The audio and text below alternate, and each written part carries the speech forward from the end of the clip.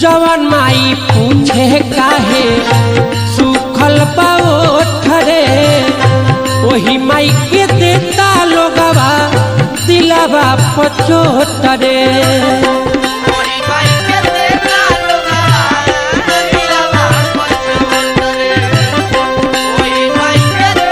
जय हो।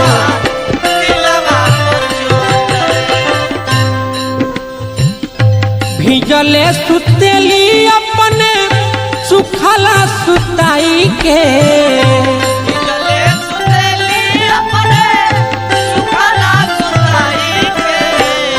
भिजले सुतेली अपने सुखला सुताई के। हृदय भैया, सत्येंद्र शर्मा जी, बसंत बाबा, माई अपने भिजला सुत जाले मगर अपना बेटा के सुखला सुतावेले।